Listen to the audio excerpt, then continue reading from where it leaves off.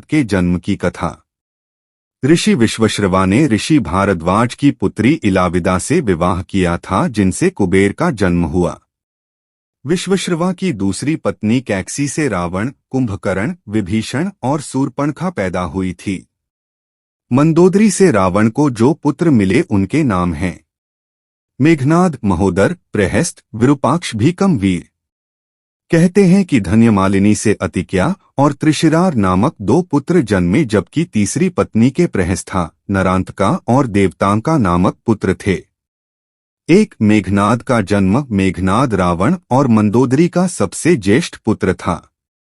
क्योंकि रावण एक बहुत बड़ा ज्योतिष भी था, जिसे एक ऐसा पुत्र चाहिए था जो कि महाबलशाली और महाप्रतापी हो, इसलिए उसने सभी ग्रहों को अपने पुत्र की जन्म कुंडली के 11वें स्थान पर रख दिया। परंतु रावण की प्रवृत्ति से परिचित शनिदेव 11वें स्थान से 12वें स्थान पर आ गए, जिससे रावण को मनवांछित पुत्र प्राप्त नहीं हो सका।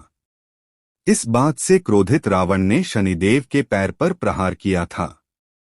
वाल्मीकि द्वारा रचित रामायण के अनुसार जब मेघनाद का जन्म हुआ तो वह सामान्य शिशुओं की तरह रोया नहीं था, बल्कि उसके मुंह से बिजली की कड़कने की आवाज सुनाई दी थी।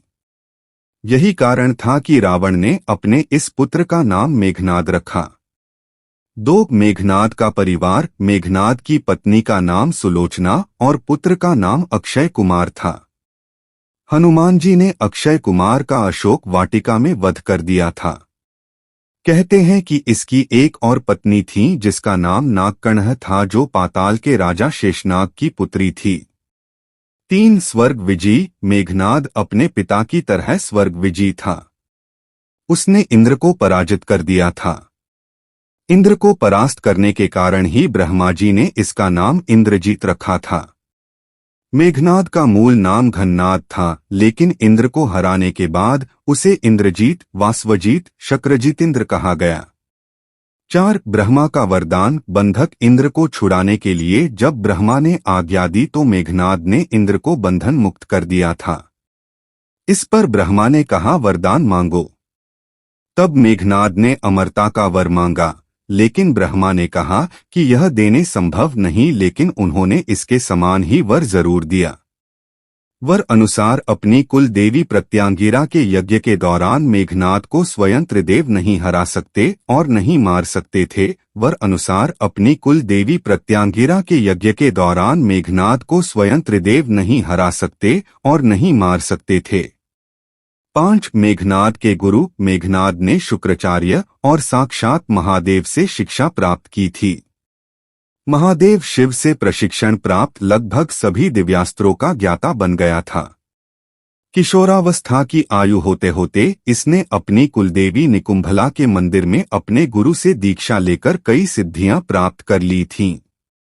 जब मेघनाद युवा अवस्था में पहुंचा तो उसने कठिन तपस्या के बल पर संसार के 3 सबसे घातक अस्त्र ब्रह्मास्त्र, पाशुपतास्त्र और वैष्णव अस्त्र प्राप्त कर लिए थे। 6 अतिमहारथी योद्धा आदिकाल से अब तक यही एकमात्र ऐसा योद्धा है जिसे अतिमहारथी की उपाधि दी गई है। इसका नाम उन योद्धाओं में लिया जाता है जो ब्रह्मांड अस्त्र, वैष्णव अस्त्र तथा पाशुपात अस्त्र के धारक कहे जाते हैं। इसने अपने गुरु शुक्राचार्य के सानिध्य में रहकर तथा त्रिदेवों द्वारा कई अस्त्र शस्त्र एकत्र किए थे। स्वर्ग में देवताओं को हराकर उनके अस्त्र शस्त्र पर भी अधिकार कर लिया था। 7 पितृभक्त मेघनाद पितृभक्त पुत्र था। उसे यह पता था कि राम स्वयं भगवान है, फिर भी उसने पिता का साथ नहीं छोड़ा। जब उसकी मां मंदोदरी ने उसे यह कहा कि इंसान मुक्ति की तरफ अकेले जाता है, तब उसने कहा कि पिता को ठुकराकर अगर मुझे मोक्ष या स्वर्ग भी मिले तो मैं ठुकरा दूंगा। 8 मृत्यु का कारण अपने विशिष्ट रथ पर अत्यधिक निर्भरता। अगस्त्य द्वारा बनाए गए कुछ नए दिव्यास्त्रों जैसे सूर्यास्त्र, इंद्रास्त्र आदि से अनभिज्ञता जो उसकी पराजय और मृत्यु का कारण बनी। 9 मेघनाद का वध। कुंभकर्ण के वध के बाद मेघनाद युद्ध में उतरा। पहले दिन के युद्ध में उसने सुग्रीव की पूरी सेना को हिला डाला।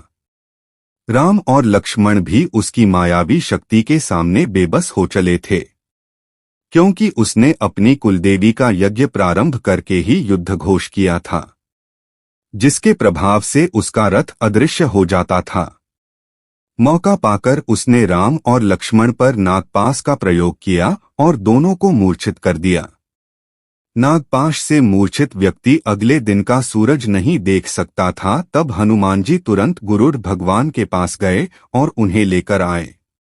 गरुड़ को देख नाग भयभीत हो गए तथा उन्होंने राम तथा लक्ष्मण को मुक्त कर दिया तथा उनकी मूर्छा टूटी।